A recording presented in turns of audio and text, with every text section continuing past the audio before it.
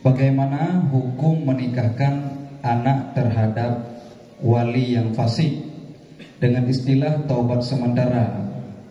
Getaubat gepenikah anu sagai. Yang jadi pertanyaan Walid puna termasuk ulo-ulo dengan Allah Ta'ala. Terima kasih Walid. Ya. Alhamdulillah. Mungkin bermaksud pertanyaan tak nikah tapi wali batai.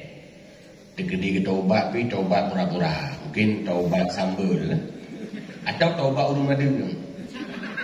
Nya contoh lebih pas karena ramai yang kali-kali madu bala. Urung madu guna biasa di taubat nya. Tak kali melahirkan cuma mati kali. Kemana? Kala hilang dia. Lihat tanggung berat kata hati li tak kali jaya bo. Udah kat 17 han kadu. Kemudian urung taubat lagi. Hanli ya Allah astagfirullah kali lo.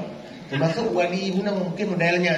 Yang kan mencih wadai ke penikah. Wadai ke taubat modelnya kan ka ulo Tuhan.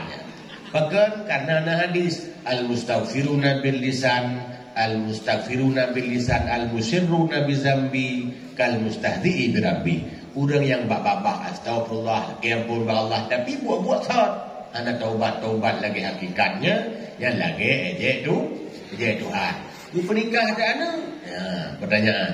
Atau juga lalu hati lu buka 45 tujuan je kerja jawaban. Nanti pernikahan pura-pura cik.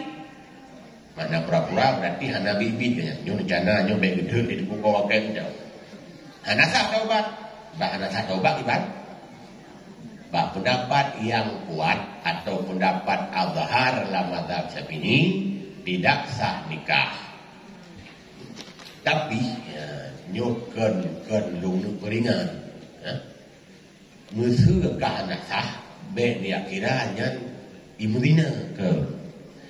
Karena yang gukun dina dan yang gukun anunya anu dina bila terjadi dengan perkara yang katai hukum ikan bak khilafiyah dan khilafiyah maka hanya dia raja mulungnya kain dina paling tidak kena nikah subhat anaknya pun anak subhat dia kena baju menyebut ada pendapat azhar tapi pendapat mukabil azhar artinya pendapat kedua dalam mazhab Syafi'i lu pegah jeci di kalangan aku benda nikah ulang ni tapi menyogolong hanya lalu pegah kurian kali yang kali aku nak menikah ni tak ada menyuruh dia karena Imam Ghazali juga berpendapat Imam Subki juga begitu Imam Suyuti juga setuju Syekh Izzuddin bin Abdul Salam dan beberapa ulama lain yang kakak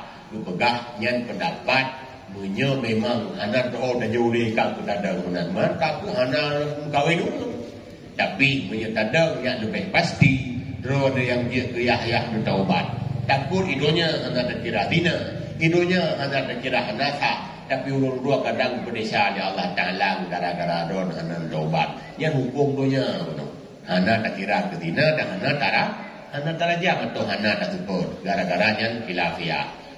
Berarti jawaban munan nyokan fatwa sebab pendapat ilmu hanya ada fatwa tapi nyo irisan untuk memberi pengertian supaya bisa dalam hukum dalam masyarakat. Wallah.